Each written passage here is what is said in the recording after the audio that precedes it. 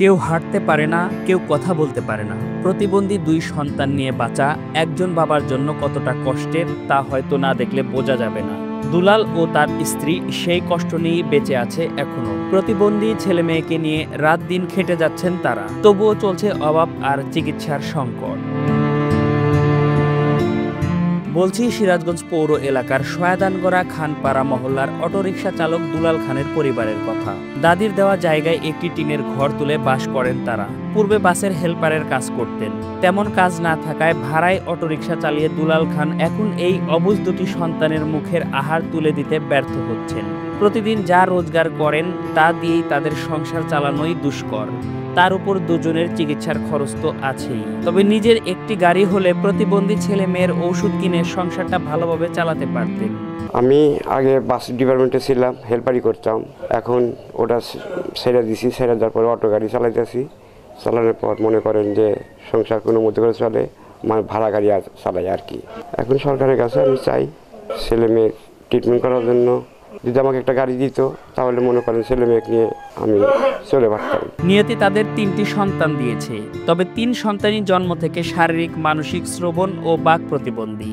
দ্বিতীয় সন্তান 1 বছর বয়সেই মারা যায়। এখন 32 বছর বয়সী রিপন ও 20 বছর বয়সী ফাহিমাকে নিয়ে দুর্বিষহ জীবন চলছে তাদের। নিজের হাতে খাইয়ে দেওয়া, হাত মুখ ধোয়ানো, গোসল করানো, এমনকি পায়খানা প্রস্রাবও করাচ্ছেন মা রেবা খাতুন।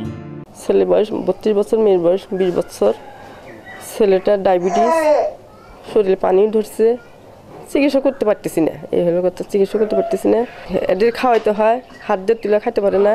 আমি খাওয়াই দিই, পেশাব পায়খানা আমি করাই দিই, গোসলটা করাই দিই, কাপড় চোপড় পরানো দেওয়া হয়, সব কিছু করা লাগে। আমার মুখ করে তাকে সব কিছু করে দেওয়া লাগে। প্রতিবন্ধী ছিল, মারা গেছে, এখন আর 2টা আছে। এদের জন্মের পর থেকে চোখে ছানি পড়ে।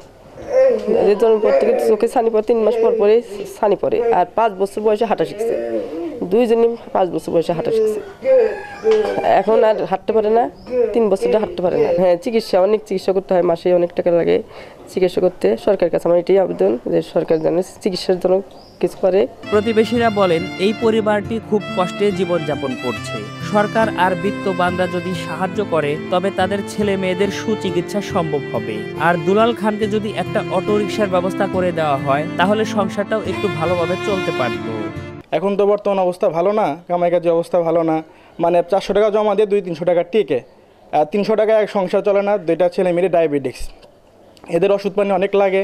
যদি সরকারের কাছে এটাই আবেদন যে ওনারা যেন চলতে পারে, বা একটা অটো হলে উনি একটা ইনকাম করতে পারে, জমাটা দিতে হবে না, তাহলে মানে ওনার মানে দিন 500-600 টাকা থাকবে, সংসার চালাইতে পারবে। 2টা প্রতিবন্ধী বাচ্চা টানতেছে। ওনার ওয়াইফ 2 দিনই অসুস্থ হয়ে গেছে।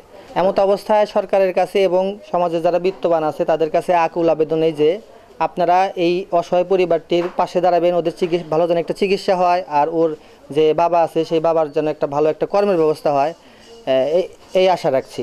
জীবনের আলো খুঁজে ফেরে দুলাল খানের পরিবার। প্রতিবন্ধী 2 সন্তানকে ঘিরেই তাদের সব স্বপ্ন। সরকারের সহায়তা আর সমাজের বিত্তবানদের সহযোগিতা পেলে হয়তো এই পরিবারটি হাসি মুখে বাঁচতে পারবে। মানবিক এই পরিবারের জন্য তাই এখন প্রয়োজন সবার এগিয়ে আসা। হুমায়ুন কবির সোহেল, আনন্দ টিভি, সিরাজগঞ্জ।